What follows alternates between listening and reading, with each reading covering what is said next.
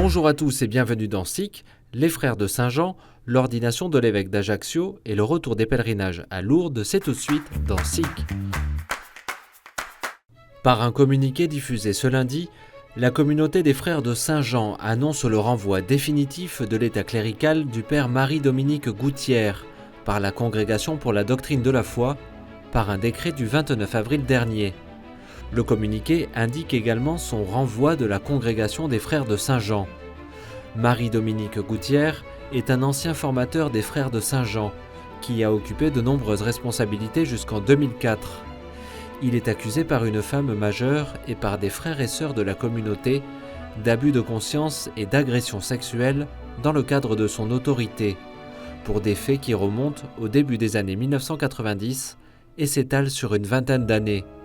Depuis 2016, il était interdit de célébrer la messe en public, de donner les sacrements, d'enseigner et de publier, des sanctions auxquelles il avait désobéi à plusieurs reprises, précise le communiqué. En fait, ce départ nous conduit à nous replacer devant ce qui est au cœur de la vie chrétienne et que la vie religieuse voudrait plus encore manifester: l'abandon confiant à Dieu, la liberté et la disponibilité, le consentement à ne pas s'installer et à accueillir ce que la vie avec Dieu donnera de découvrir ailleurs et autrement. Des paroles de réconfort pour le départ des jésuites de Rouen. Si la Compagnie de Jésus est implantée dans le diocèse depuis le XVIe siècle, il est l'heure pour les 5 prêtres jésuites du diocèse de partir vers d'autres maisons jésuites en France, en raison de leur âge. Leur évêque Monseigneur Dominique Lebrun a tenu à célébrer une messe en action de grâce pour leurs nombreux services auprès des missions du diocèse, hier, dimanche 13 juin. La famille jésuite qui est endeuillée par le décès du père Olivier de Dinechin, ce samedi 12 juin à 85 ans. Ce prêtre de la Compagnie de Jésus était un expert sur les sujets de bioéthique et une référence pour l'Église. Pendant 10 ans, à partir de 1986, il a été délégué de l'épiscopat français pour les questions morales concernant la vie humaine. Oggi Tori Corsicani, bienvenue en Corse. Le nouvel évêque des Corses, ordonné dans sa nouvelle patrie.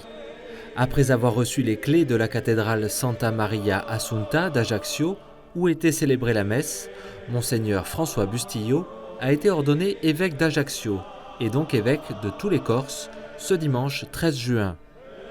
Ancien gardien du couvent franciscain de Lourdes, il prend la suite de Monseigneur Olivier de Germay, nommé archevêque de Lyon, le 22 octobre 2020. Ensemble, nous bâtirons des ponts pour une Église plus authentique, plus directe dans sa manière d'annoncer la bonne nouvelle. Saint Antoine de Padoue. Il avait un binôme qui l'a accompagné tout le long de son ministère. L'Évangile et la charité. Annoncer la bonne nouvelle, mais incarner cette bonne nouvelle par une vie authentique. Lourdes retrouve ses pèlerins. Le premier train de pèlerinage est entré en gare de Lourdes jeudi dernier. À son bord, 500 pèlerins, dont 80 malades non médicalisés, en provenance du diocèse de Lille. C'est le premier diocèse depuis le début de l'année à venir en train au sanctuaire. Le pèlerinage, qui réunit habituellement 2300 personnes, a été réduit cette année. Plusieurs personnes fragiles ont dû rester dans le nord, mais de nombreux dispositifs ont été déployés pour les intégrer au pèlerinage, par des visioconférences, des rassemblements locaux et par la prière. Toutes leurs intentions de prière ont été déposées à la chapelle des Lumières. Et puis, un petit moment convivial, à Lourdes comme dans le Nord, les différents groupes ont dansé un flash mob sur le titre « Jérusalema ».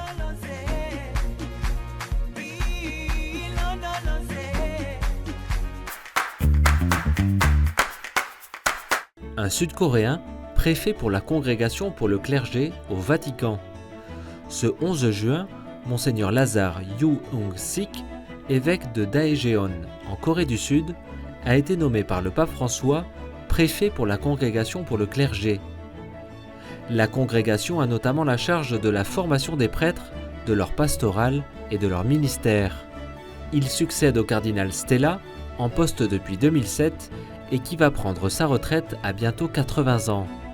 Monseigneur Lazariou s'est particulièrement investi dans le dialogue avec la Corée du Nord en faveur d'une réconciliation intercoréenne. Lors d'une messe célébrée ce vendredi en la cathédrale de Montréal, Monseigneur Christian Lépine a présenté ses excuses à la suite de la découverte des restes de 215 enfants autochtones sur le site d'un ancien pensionnat administré par l'Église à Kamloops, en Colombie-Britannique. Cette messe était célébrée à l'intention de ces enfants arrachés à leur famille et victimes de mauvais traitements. Comment, concrètement, marcher avec ces familles et ces communautés sur un chemin de justice et de paix et s'assurer que des situations qui procèdent de la même logique coloniale ne se reproduisent plus.